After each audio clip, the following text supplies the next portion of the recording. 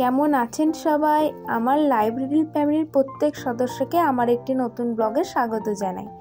আজ হচ্ছে মঙ্গলবার, এখন বাজে সকাল 7:30টার মতো। এখন আমরা সবাই মিলে যাচ্ছি বড় পিসুমনির বাড়ি। আজ পিসুমনির বাড়িতে অনেক আত্মীয় স্বজন আসবে, তো কেন আসবে তার জন্য জানতে হলে আমার পুরো ব্লগটা দেখতে হবে। তো চলুন যাক বড় পিসুমনির বাড়ি, গিয়েই বলবো কেন যাচ্ছি। সবাই মিলে গল্প করতে করতে পৌঁছে গেছি বড় পিসুনির বাড়ি। তো চলো ভেতরে ঢোকা যাক।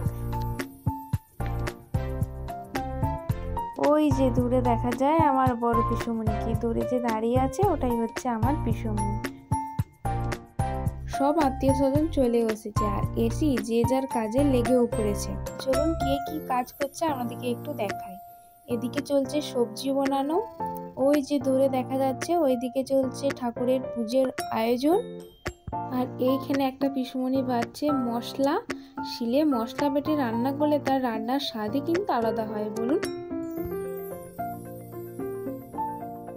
আর এই দিকে হচ্ছে জলখাবারে মুড়ি খাওয়ার জন্য বেগনি, গরম গরম বেগনি।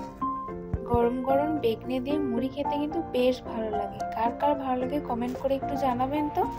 জলখাবার খেয়ে পিসুমনি, দিদি আমরা সব বেরিয়ে পড়েছি জিলাপি আনতে। এই অনুষ্ঠান বাড়িতে জিলাপি না হলে চলে বলুন। আর রাস্তার মধ্যে কত মানুষজন দেখুন, কারণ পিসুমনি যেই গ্রামে বাড়ি সেইখানে একটি বড় অনুষ্ঠান আছে, সেই জন্যই এত আত্মীয় স্বজন আসছে। আমরা জিলাপির দোকান চলে এসেছি, আর জিলাপি দোকানে কি ভিড় জানেন, জিলাপি দিয়ে শেষ করতে পারছে না ওরা। আর এদিকে আমাদের জিলাপি নেওয়া হয়ে গেছে। তো চলুন এখন যাই বাড়ি। বাড়ির গেটে ঢুকতেই নাকের মধ্যে একটি সুন্দর গন্ধ আসতেই আমি চলে গেলাম রান্নাঘরে গিয়ে দেখি হচ্ছে রুই পোস্ত। আর গন্ধে না থাকতে পেরে আমি বললাম আমাকে একটু টেস্ট করতে দাও তো, দেখি কেমন হয়েছে। হয়েছে তো খুবই দুর্দান্ত। দুপুরের ভুরিভোজটা বেশ জমে যাবে। দুপুরে খাওয়া দাওয়া শেষে রেস্ট নিয়ে যার জন্য পিসুমনি বাড়ি আসা সেটা তোমাদেরকে একটু বলি। পিসুমনিদের গ্রামে এবছর সয়লা, এটি 12 বছর অন্তর হয়। তো এবছর হচ্ছে সেই উৎসবটি। আর এই সয়লাটা কি জানেন, এটা একটি মা মনসার পুজো। আর সেটাতে কি হয় আপনাদেরকে একটু বলি দাঁড়ান। এই উৎসবের মূল উদ্দেশ্য হচ্ছে নতুন বন্ধু করা। আর এই উৎসবে যে যে আসে তাকে নাকি সই করতে হয়, সই মানে নতুন বন্ধু করতে হয়। সেই উদ্দেশ্যেই আমরা এখন যাচ্ছি। এদিকে আমি, আমার মা, পিসুমনি সবাই মিলে এখন যাচ্ছি সেই মা মনসার স্থানে। এসে আমার বড় পিসুমনি তার সই খুঁজে পেয়ে গেছে। আর সামনে ওইটা দেখতে পাচ্ছ, ওটাকে বলা হয় ডালা।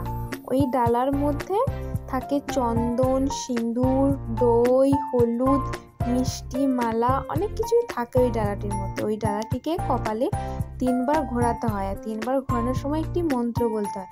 সেটি হলো উপরে দই নিচে খই তুমি আমার জন্মে সই। এটি 3 বার বলে ওই ডালাটিকে ঘোরাতে হয়, তাহলেই নাকি সই হয়ে যায়।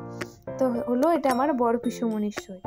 আর এখন হচ্ছে দিদির সই। দিদি মানে বড় পিসুমনির মেয়ে। এই যে একই প্রসেস, সেই প্রসেসই হচ্ছে সই।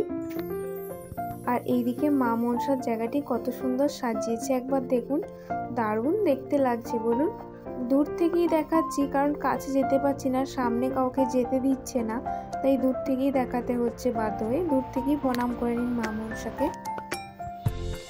আর এখন যে সই করছে সেটি হচ্ছে আমার ছোট পিসুমনি। ছোট পিসুমনিরও সই হয়ে গেল। তারপর এখন সই করছে আমার সেজ পিসুমনি। আর সামনে থেকে দেখাতে পাচ্ছি না কারণ এত ভিড় যে সামনে যেতেই পাচ্ছি না। আর এখন সই করছে আমার মেজ পিসুমনি। সবাইকার সই করার প্রসেস একই। আর এইটি হচ্ছে আমার মায়ের সই। সব শেষে আমি আমার একটি সই খুঁজে পেয়েছি। আজ থেকে আমারও আবার একটি নতুন বন্ধু হলো। একবার চারদিকটা দেখুন কত মানুষজন এসেছে। আর এই উৎসবটা 12 বছর পর, তো তাই প্রত্যেকজনকার বাড়িতে অনেক আত্মীয় স্বজন এসেছে। আর যে যার সই খুঁজে নিয়ে সই করছে। সই পর্ব মিটতেই আমরা এখন চলে এসেছি সবাই মিলে মেলাতে। আর মেলায় এসেছি ফুচকা না খেলে হয় বলুন। আর এসে দেখি ফুচকার দোকানেও প্রচুর ভিড়, তাই এখন একটু লাইনে দাঁড়িয়ে আছি ফুচকা খাওয়ার জন্য। আমাদের চলে এসেছে স্পেশাল দই ফুচকা। সবাইকার হাতেই দেখতে পাচ্ছেন দই ফুচকা। তো চলুন ফুচকাটা খেয়ে নিই। ফুচকা মোগলাই খাওয়ার পর্ব শেষ করে এখন ভিড় ঠেলে যাচ্ছি বাড়ির দিকে। তো চলুন আজকে ব্লগটা এখানেই শেষ করলাম। আবার দেখা হবে নতুন একটি ব্লগে। ততদিনে ভালো থাকবেন, সুস্থ থাকবেন, আর আমার ব্লগটি কেমন লাগলো কমেন্ট করে জানাবেন।